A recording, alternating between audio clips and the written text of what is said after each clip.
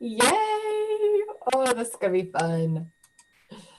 All right, it says that we are live. We'll wait just one more second. If you are joining us live on YouTube, welcome, welcome. If you're getting this notification, welcome back to Your Own University TV. My name is Lisha Antica, and this is our Mondays. I don't know, we need a fun name for it. So if you can think of a really cool Monday name for these Monday meetups. Oh, let me turn that off. Go ahead and let us know in the comments. Comment below and let us know that you are here for Monday whatevers, and give me some ideas. So here beside me today is an amazing, impressive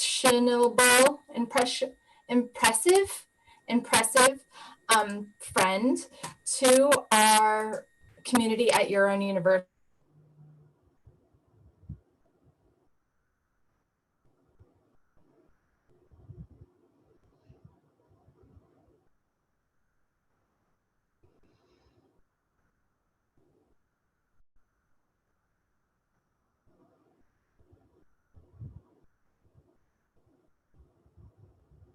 Right? You froze. I froze. Oh my goodness. Why is it doing connection unstable? Am I back? Yeah. You're back. Okay. So this is live, everybody, but we met on Facebook, right? Yes. Yes.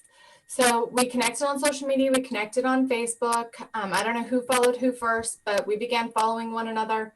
And I just really have been turned on by her authenticity, her classiness, her education, her wisdom that she shares about her passion, which is sexuality.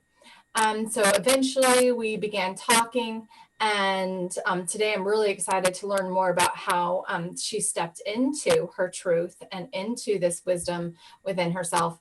But we just started talking about her teaching at Your Own University, because when we understand our sexuality, when we understand how to embrace pleasure, the whole world turns. So if you know my story, you know that I began studying sensuality and sexuality after I had cervical cancer in my early 20s.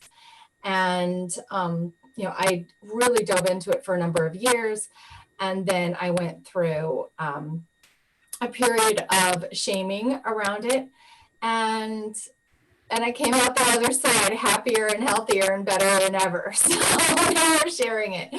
So Tiffany, first, I just would love you to introduce yourself, share anything that you want to about you, about your life. This show is really all about you and how you've stepped into your authenticity, lessons that you've learned in your own university of life, and what's brought you into really your authenticity and who you are today.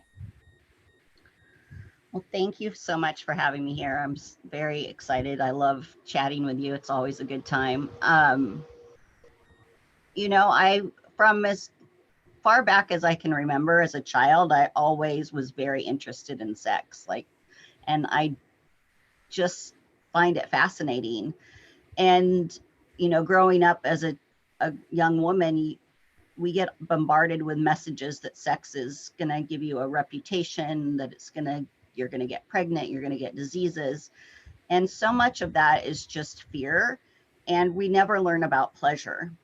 Mm-hmm. And we don't learn how to communicate what we want or need. And a lot of times we don't even know what that means. And for me, that's what happened, is that I was having a lot of sex with my fiance, and I thought I just wanted more sex, but it was that I wanted better sex. And I didn't know what that was because I never really explored myself. Mm-hmm. And so once I took that journey of finding out what sensuality is and what my body liked and how I like to be touched and how I like to touch myself, and had an orgasm for the first time, Yay.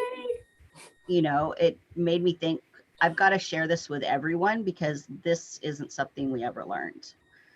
And I've always been super shy until like probably the last 20 years because of the orgasmic experience. It really brought me out of my shell and made me want to continue to learn and educate myself and just take in all the information that I possibly could. And so about 10 years ago, I went to a pleasure party that I was so excited to go to because I was like, oh, I need some new toys. This will be fun. And I was just appalled of how crass and cheesy it was. And I was there with a subordinate employee, like my assistant manager, and I felt so uncomfortable. And I was like, this is such an important topic to talk about.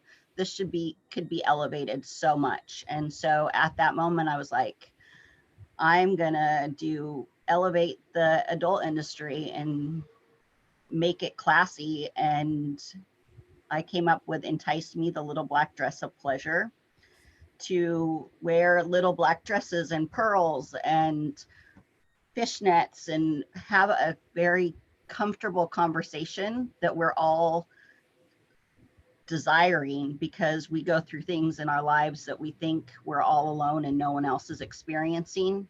And then when we start talking to other people, other women especially, we find that we're all have gone through that or are going through it at some point in our life. And Yeah. as I get closer to menopause, it's a whole nother world of things that we don't talk about. And, you know, Yeah. it's Yeah. amazing what misinformation is out there. And so I want to bring actual factual information about the body, about healing, about sex, so that we can all have amazing pleasure, because I really believe that if everybody has more orgasms, we could have world peace. You don't want to run around to mess, right? You do not want to Right. run around to mess. So I would love to know about that shifting point to you. So you were at this party Mm-hmm. and it was just crass. I think that this is huge. It's just huge. And I think that the whole industry as a whole, when it comes to sex, really paints this picture. And then we have religion over here, and then we have like doctrination and how women are supposed to handle and how men are supposed to handle it. But then women are supposed to handle it differently as soon as we enter in the bedroom. Mm-hmm. And the emotionality of it, like the men don't know how to handle, and nobody's talking about that. I'm shifting and changing that in my group him right now, because Awesome. it's like it's mandatory. I get to learn each other's languages, and it really begins by learning about yourself. So how did that start from the shy girl to like they're not talking about this to actually doing something about it?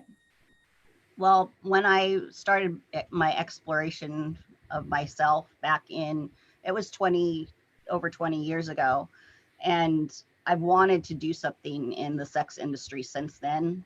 I got in a career that I was having fun and liking a lot and having a good time and making a lot of money. And that career got to the point where it was literally sucking the life out of me. And my doctors had said, okay, you need to find something else to do with your life because this isn't working for you.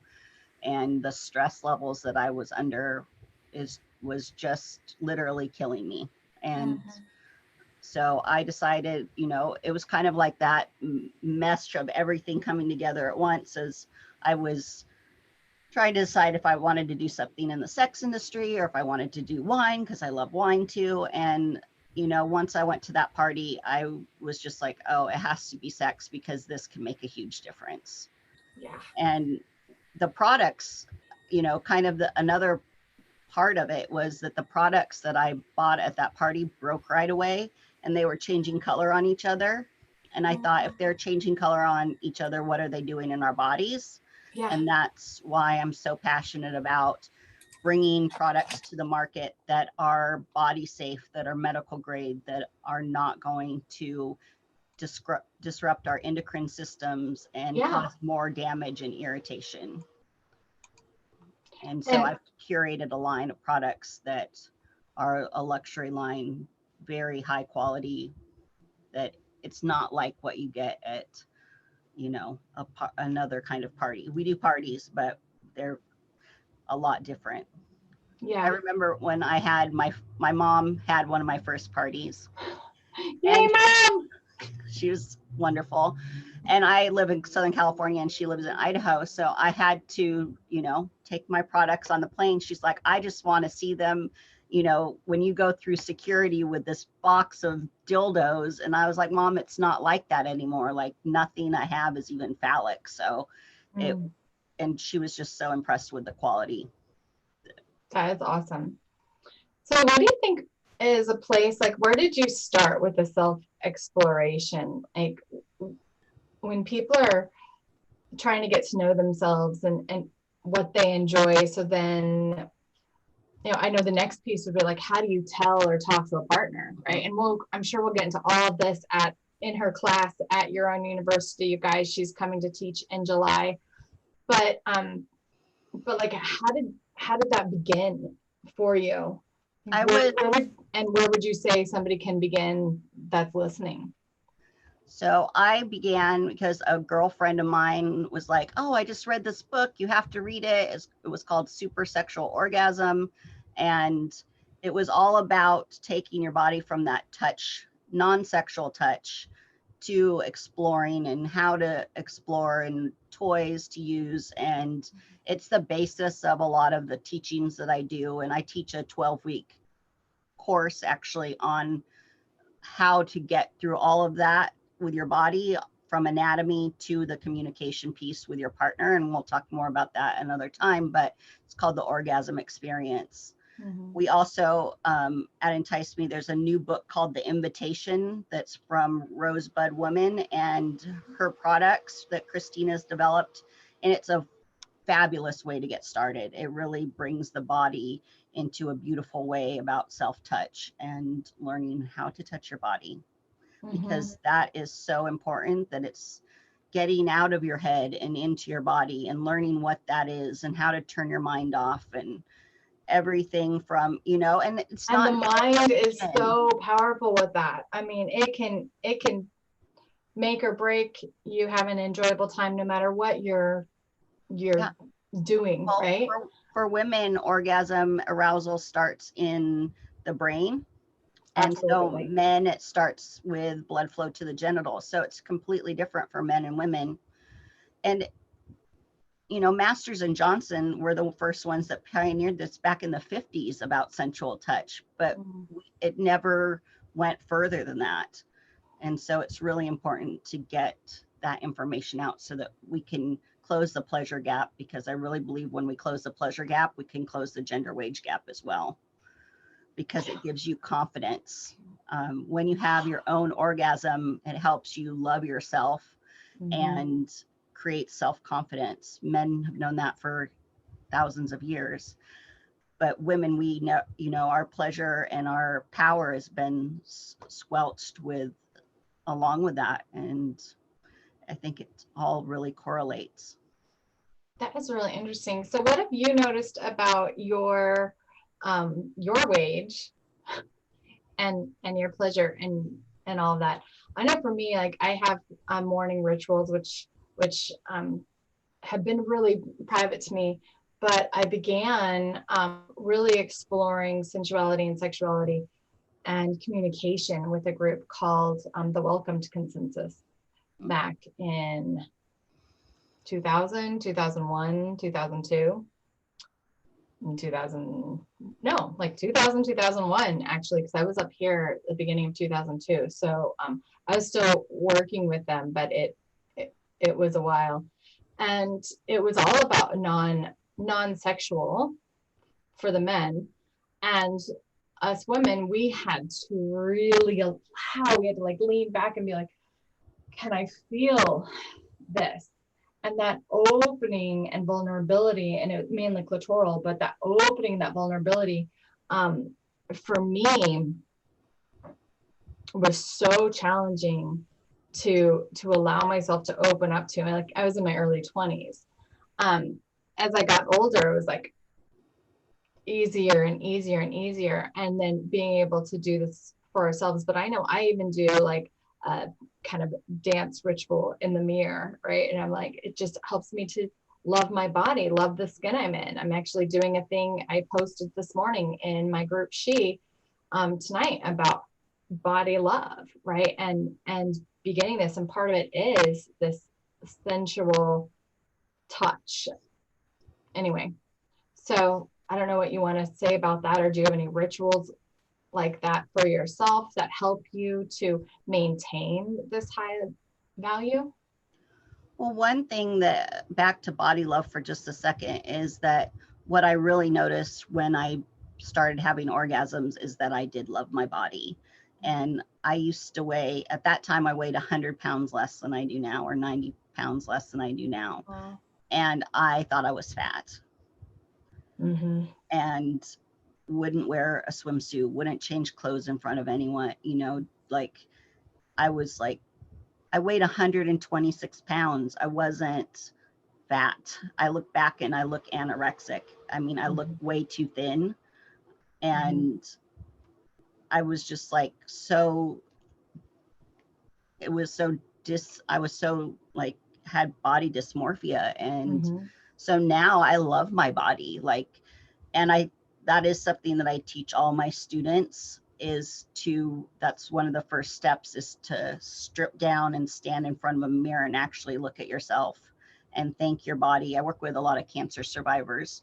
So to learn to love your body again after body altering surgeries and treatments, it's to like thank your body for being there for you from your head to your toes and everything, and appreciate the scars, and they tell your stories. And that's so empowering. Yeah. Yeah. And so I practice that on a regular basis too. Like when I feel like, oh, it's like, nope, you just got to stand there in gratitude.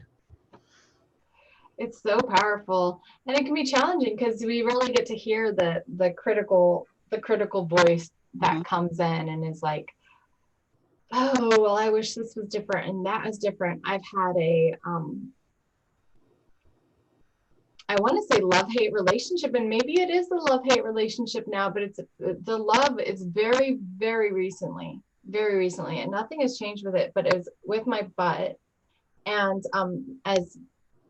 as a kid, like one of my biggest pain points, I was at a Tony concert, and this really cute boy that was in line with me, we waited in line forever, and we got front row seats. It was really awesome. I also got on stage, but that's a different story. But he said that I had a bubble butt, and at that time, now I would be like, yes, but at that time I was horrified. And that's when my negative, like I pinpoint it, like that's when I went from, I'm a total butt girl, right? You just like, you can line up any body parts and I don't really care. Like I want to look at a nice butt.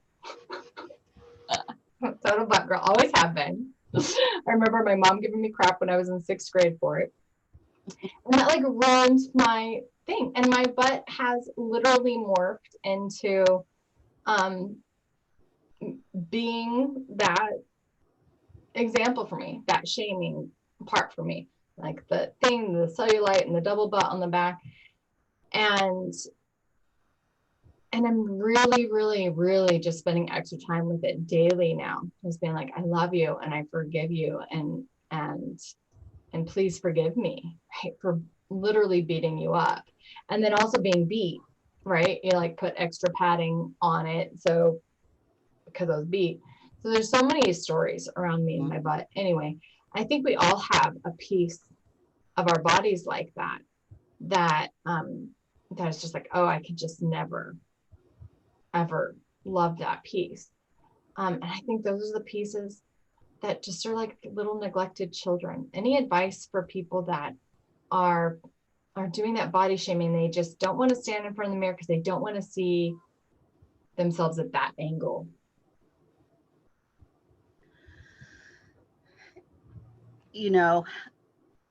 We all have something that we don't like. 98% of women have something that we'd like to change on their body. For me, I've always wanted a different nose. I've always wanted a flat stomach. And it's just never, it's not You part have a of great what nose. you it's like a ski jump. It's much less noticeable now that I'm chubby, um, or full figured. Um, but it was always something that I was really self-conscious of. And just start with little things, like just say, okay, I'm going to look at my hand if you can't get naked, and appreciate, what your hands do for you every day. Give yourself a hand massage and really feel the temperature, the textures, look at everything. We use our hands every single day with so much, and just start with that, or start with a body part that you do like. Yeah. If you like your hair, just start, like, look at your hair and say, and do one new part every day if you can, and then you'll start to get more comfortable. And the more that you can just touch yourself to bring the oxytocin into your system will help you feel better about yourself and your body. Yeah. Let's talk about oxytocin since you mentioned it, because it's that thing that gets us as women and men have it too, but especially as women, when we do have sex, it's that thing that everyone talks about, gets us all connected and makes us want our man and gets us all whatever. I would love to know more about it and how it works when we're giving ourselves that orgasm. So when we give ourselves the orgasm, instead of the oxytocin creating an emotional bond with someone else, it creates self-love for you. So it just goes through your own system, and you gave yourself that orgasm. So it's like lifting everything into the universe for feeling so much more self-confident and sexy. And one of my favorite things to talk about is oxytocin, because it's so powerful. And what a lot of women don't realize is that oxytocin stays in the women's in our system for 3 to 5 days, and it stays in men for 20 minutes. So wow, what a difference. No wonder. So we get that needy attachment, like, why haven't you called me? And men are like, done. I've moved on to the next thing. And it's so ingrained in the anthropological side of human race, because men had to spread their seed and move on, where we needed to create that community and that love. 3 to 5 days, and men 20 minutes. 20 minutes. So they get a lot more dopamine when they have an orgasm. And so the chemical composition and neurochemicals are so different in each of us, from men to women and genders. So I know that men get really annoyed with our neediness. Yeah. Like, what's wrong with you? Right? Like, what's wrong with you? Why are you so needy? Why do you need me to text every day? Blah, blah, blah, right? Yep. And what if men just started understanding, like, how powerful would that be for men? If you're listening, hey, my high integrity masculine men, you guys, like, listen to this, because what if you understood that this is literally a hormone that is making your woman think that you're even more amazing than you deserve, probably. and there's no way that you ever could relate to this neediness or this attachment, because of literally, you don't have the same hormone. You have it for 20 minutes. That's incredible. 20 minutes to 2 to 5 days. And I think that we're shamed. So women, what if we could do the opposite? And what if you could give yourself a little bit of a break? Like, say you have sex the night before and the next day he's not doting all over you like you want him to, or feel like you need him to. What if you just understood that this is, like, it's time to dote on yourself? Yeah. Right? And we started giving it back to ourselves, not shaming ourselves anymore for that neediness, but filling our own cups if our man can't. Mm-hmm. It's so true. One of my clients, when I told her that, it made so much sense. And she was beating herself up every time she had sex, because she just had this draw, like, that needing. And she was like, I beat myself up every single time. And I get so mad because she's a strong, powerful, independent woman, you know, like, right? Yeah. and she was like, couldn't understand. And once it just gave her so much, she was able to have compassion with herself and give herself some grace, and to know that that was just the process. And when we can, and are in that state, like, what do you, I'm going to take a sip of water, but what are some things that you recommend for this woman in the oxytocin state? so then to, you know, do things for yourself, like take a bath, have a massage. You know, she's a tennis player, so go play tennis, do things that get your mind off of that, and take that oxytocin and filter it into your power. That is so beautiful. Because I think we also, our men make us wrong. I feel like that misunderstanding makes us wrong, which in my work, I really hope to educate men more about women and how to really help us through this and strengthen our relationship with them, so we have that safe container that they Yes. truly are. But it comes with education. Both men and women. It's not one or the other. We have to involve men if we want things to change. Oh, absolutely. But also for the women, what are some things that, what was it? Where was I going with this? I got sidetracked there. Sorry. Oh no.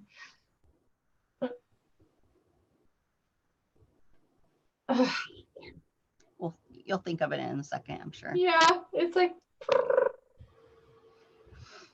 but I think not beating yourself up is huge. I think there's been so much shaming.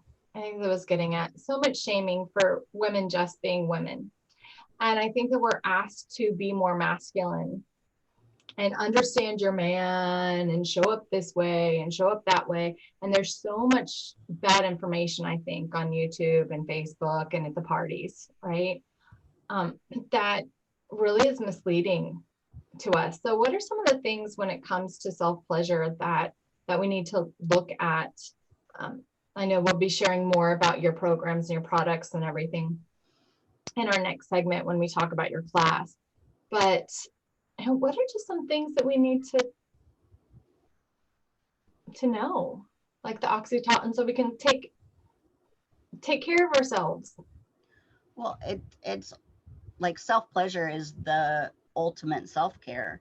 And so many times as women, we put ourselves last, and then we expect to be full for everyone else, when we need to put ourselves first and take care of our pleasure. And, you know, take a bath, you know, take time for your morning ritual, your evening ritual, and take, you know, self-pleasure. Whether you're having partnered sex or not, you should have that time for yourself at least a couple times a week, and to really bring that into your own. And so that, you know, it's not just about the orgasm, it's about having time that you're with yourself, and that you're taking that decompression. You know, if you're having a hard time getting there, I suggest reading erotica. Can really help, because it's the brain that starts that arousal point. And then just learn to, you know, just start with touching yourself and just say, you know, feel your body. Start with the top of your head and feel what everything feels like, and don't think about anything else but where your fingers come in contact with your skin. Oh, that already. And how it feels. Just being present, like no sexuality, no sex thought at all, just being present. I felt my whole body go. Yep. And it's just like, it's so relaxing too, because we're, especially at this point in time, we're so touch deprived, or we're either overstimulated from touch from other people. If you're home with all your kids and they're all over you all the time, then a lot of women are really struggling right now, because they just need some space. Need space. And so if that space and touching yourself is just take a bath and feel the water on your skin. Like, don't touch yourself necessarily if you're overstimulated. Just let the water touch you. and feel that instead of, or one of my favorite things to suggest is when you're putting on lotion, actually put it on and feel Huge. instead of, like, I'm like, I will sleep more so that I don't have to, I will do everything fast so I can sleep in more. So I'm just like, and then it's like, oh, I didn't even feel myself. I just showered and didn't even feel my body. And so just taking that extra changing of the thought pattern of like, oh, we touch ourselves all the time, but we don't feel ourselves. I love that. We touch ourselves all the time, but we don't feel ourselves. I love that. And it's just a change in consciousness. I use my essential oils. Yeah, just take an extra minute to put your lotion on your body and feel your skin. Yeah, it makes such a difference. Another thing that was a huge change for me, and there's two parts to it actually, so I'd love to know what you think about this, and if you had this experience for you. But when I had cervical cancer, I worked with a naturopathic doctor is what it ended up being. I was going to have the radiation ball and the whole bit, and ended up at a naturopathic doctor. So yay, my kids are here today. Yay, that would have been all so over, glad. Right? But we had a mirror, and for 6 months, a year, however many, like it was months, probably a year, that I went twice a week. I had to look at my hoo-ha. And most women like don't ever. When I talk to my women that have gone through sexual abuse, especially, they're like, oh, I can't do that. The shame and stuff around it is rough. And I think that's one of the most powerful experiences that I ever had. Right? That's the most gifting experiences. The other most gifting experience is that I went and I looked up all the different looks of the vagina and the vulva and the clitorises and all the different shapes. And they're like, they had all little cute names and everything. And I was like, ha, right? So I'm like, which one am I? Right. That was so like, wow, we are all unique. It's like a signature. And so those two things were huge for me. And then today, actually, it was a group that I'm actually a part of. And Kristen, the leader, and everyone were talking about innie or an outie. And I still don't know what the hell they're talking about. I'm like, is that the clit? Do we have innie and outie clits? Anyway, so like knowing your own vagina. Yeah. It's so healing. It is. And, that's the second part of the naked exercise is with the mirror and looking at your body, because I was in my early 30s, I think, before I ever looked down there with a mirror. And that's so like a lot of women don't even know where anything is, and it's so important that we know about our bodies and we call them by the proper names, and that it's okay. It's a body part. I did a video on LinkedIn a couple of weeks ago, and I was like, and we're going to talk about the clitoris. And I got such great feedback because, I mean, it was LinkedIn, but it's still, I'm like, I'm going to talk about body parts and not your arm. So get ready. And, it's instead of shame, it needs to be celebrated. It's a beautiful thing. Every single person on earth came from that area of some woman. Right. It's so empowering to know what you look like and the shame that we feel around it, because especially prolifically with porn and vaginal rejuvenation and labioplasties, that our young girls think that there's something wrong with them because they don't look like a porn star. So looking at those books that are like everyone's vulvas and finding out that we're all unique. Yeah. Yeah. And And also on just like all the things that the messaging and that we tell ourselves, we need to make sure that we're not saying, we would never let someone else say those things to us, but we say them to ourselves. Mm-hmm. And if you have young ladies around you, they hear those things too. So if you say, oh, I don't like my butt, or I look fat in this, they think then, oh, I must be fat too if I have that same butt. Or, you know, it's messages for those young girls, and girls as young as 6 years old now have body image issues and want to have plastic surgery. Yeah, the plastic surgery is quite rampant. It's and normalized, things getting bigger, things getting smaller, like the body changing with the seasons. What's in style this week? Right.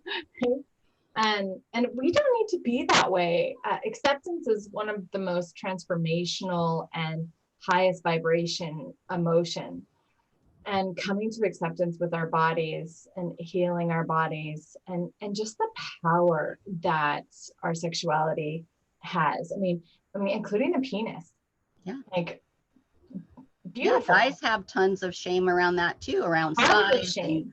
growing or Circumcision or not showing or circumcised or not circumcised, what size it is, like, you need to be this big or that big, or like, it's just, there's so much miscommunication, for lack of a better word, and shaming and guilt, when, like, for every size there's you have a partner. like like for every size you have a partner. And I love that you began this by saying, like, you thought you just wanted more sex, but really what you wanted is better sex. So can we circle back around and you tell us more about what you learned through that relationship? well, one, he was a narcissist, so he was never going to give me what I wanted. So, and a pathological liar. I seem to, that was on a whole nother note, but once you can communicate, once you learn how to communicate your needs, I think that our partners really do want to please us if they're not a narcissist, and they want to know what we want and what makes us feel good, because it's a great pleasure for them to see us have an orgasm and to be pleased as well. And if you can't know what you like, how can you ever tell someone else what turns you on? Like, if you don't know how to make yourself orgasm, it's really hard to then communicate that to someone else. And so many times I will be talking to students or clients and be like, what do you really like? I don't know. I don't know what I like. And it's like, that's what you need to find out, because therein lies the power of being able to take the next step and have amazing sex with someone else, because it is about communication and asking those questions and being okay with asking those questions. Is, what do you like? What do you don't like? Oh, I don't know what you mean. I mean, I'm on Tinder and Bumble and all those, and it's like, that's some of the first questions I ask, what do you like in bed? What do you not like? And those are questions that no one ever really asks. Like, it's like, and then we're just supposed to know. Yeah. And then sex is just I like everything. like off the hook. How do you and like good, everything? Right? Yeah. And I think it goes for men too. Like, absolutely. Like, we all have our different tastes and we all have our different awarenesses. So men knowing, what they do like and what they don't like, and how they like to be touched and how they like to be stroked and how they enjoy. Like, this is something that as a female partner, we also want to please. And I know for many of my clients, they're like, well, I just lay back, right? And just lay back and do whatever. And then he says that I'm a slump in the bed and I'm not into it, but I just don't know what to do, right? And I think, oh, it's just cut and dry. I just like, no, like, men are not cut and dry. They're so blank. And it's like, we have this one area, right? And like, we have so many areas on us that are talked about and explored, right? And they kind of have one, and maybe the nipples, right? And he's like, well, where else? Like, what else do you like? What else turns you on? Where else can we play? You know, those conversations I think are so important. And I agree. Like the only way to really know is to know yourself. That's what your own university is all about, is like know yourself. And sexuality is a huge part of ourself, life, and also relationship. Mm-hmm. And I love how you tied it in to prosperity and the money gap, because there's nothing more powerful when manifesting, when creating a reality, or creating life, right? Anything in life, than orgasm. So do you have anything to say about that? We have about 10 minutes. Yeah. Anything to say about that? Well, first I want to address the, pleasure zones with men too. Is that society says that it's the penis focused. However, a lot of men have erectile dysfunction and you have to find new ways of pleasure. So there are a lot of different places on men that can be pleasurable. There are just so usually society has been so focused on one.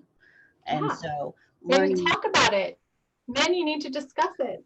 and we don't, none of us come with instruction manuals, and we're all a little bit different. And some women like their nipples played with and some don't. And some don't like clitoral stimulation and some like a little bit. And so learning, even so, doing the sensate touch activities with yourself, but then on your partner too, and vice versa.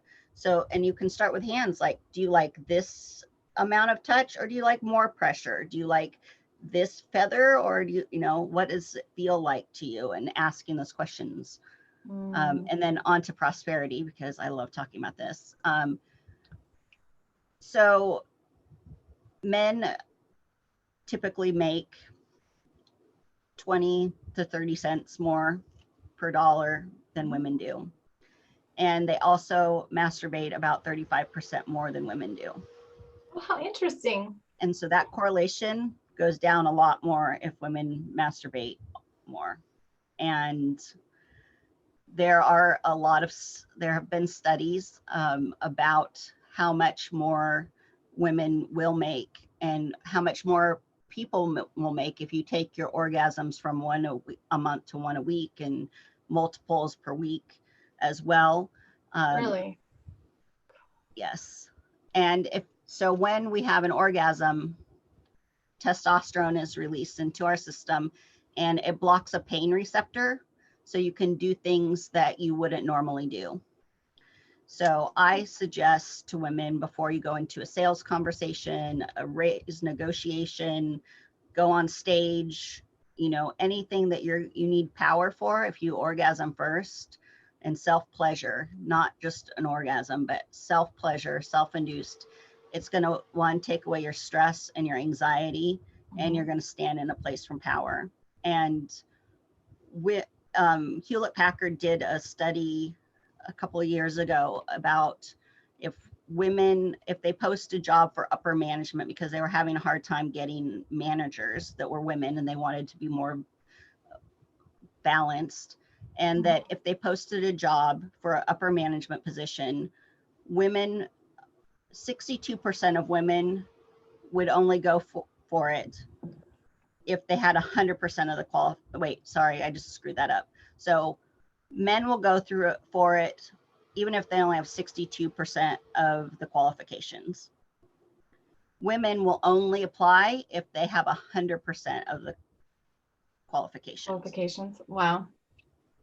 I can see that. So men say, oh, I can do that. And women go, oh, I haven't had that title or that specific check, so I'm not able to even apply. Wow. And so I think, I really think that I really, really believe that when we have that orgasm and we can go, oh, I can do that. Mm-hmm. And I've learned I've seen it in my own experience. When I started, I always was that, oh, you get what you paid, and I actually, once I had an orgasm, I got a 300% raise. I asked for it and they said, yeah. And it was just like, oh, okay. And then I also was, one of the highest paid um, managers in the company I was with. As a new manager, I was the youngest female GM at the time, or youngest female GM at the time that the Wow. company had. So it's just about asking for it, and men ask, and we don't tend to. Yeah. Yeah. So you said, okay, so you said two things, and I could talk about this I can literally talk forever and ever. forever. So I'm so excited that we're going to be back.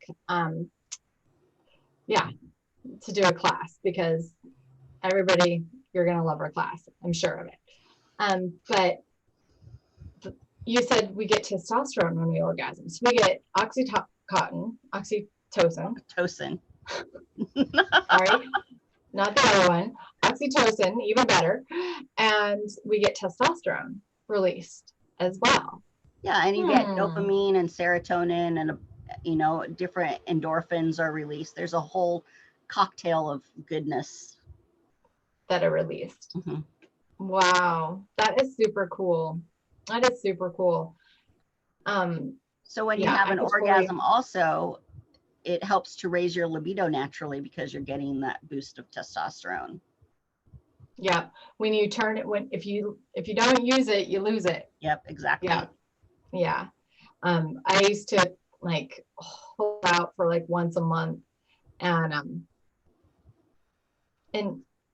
I'd take care of myself, but I was like, it was just that cycle, right? And I'd get to a point where I was like boiling, and I was like, right?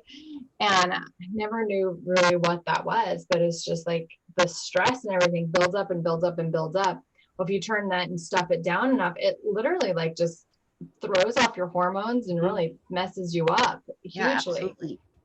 And but if you do that long enough, it's just like forget it. And it causes depression and a whole bunch of other stuff. So being able to turn that on and create that for yourself keeps us younger. I know it has a ton of health benefits. Mm-hmm. It helps keep the cortisol levels down. It boosts our confidence levels. And we really don't need a partner to do it. A partner is fantastic and amazing, but we don't need that. And it's just the cultural shaming, especially for women. I think it's that other thing. Like men don't get that shaming, just like a woman is called a slut in high school if she goes and sleeps with everybody, but a man is called a stud. Yep. Or boy or whatever. And I'm sure it's that way outside of high school too, but the double standard is wild. So but it goes for both parties. A man that's well sexed, I think, is happier and healthier as well. Yeah. So any other last pieces of advice on finding yourself and what your biggest takeaway from the lessons that you've learned? Well, it boosts your immunity. One is super important right now, especially. And you said, you look better. And it is true when all those endorphins and chemicals are released in your body, it stimulates collagen production. So it really helps with fine lines, wrinkle, tone and texture of skin, cellulite. And so it's like natural Botox because you're just, and you're glowing, and it's not a myth. It's like, it's actually your skin is better. Yeah. And that's why we look so great.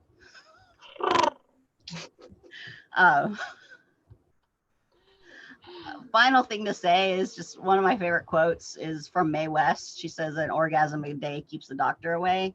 Like, it's so true. Like, it's so good for us, and it shouldn't be shameful. It shouldn't be taboo. It isn't in any, Bible or religious text that you can't self-pleasure. And it's just human beings have brought that upon us, that it's wrong and it's dirty and it's not. Sex with yourself and with someone else is a beautiful thing. And we need to embrace our bodies so that we can, have a wonderful life and be happy. Yeah. And attract the abundance to us, because people want to be around happy people that are glowing. Are glowing. Beautiful. Thank you so much for sharing your heart. Thank you for having this fun conversation. I'm all blushing. I'm so excited for our class.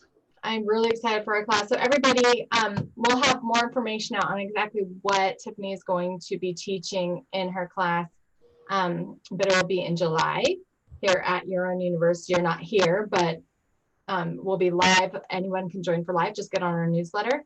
And if you want the replay and to watch her a bazillion times and all that, join our community. It is super affordable. Right now, you can utilize the word COVID and get 50% off for life. Oh, that's amazing. It is amazing. Yeah. And then other than that, Tiffany, how can they get a hold of you now? Connect with me on social media. It's at Entice Me Soirees on all the platforms.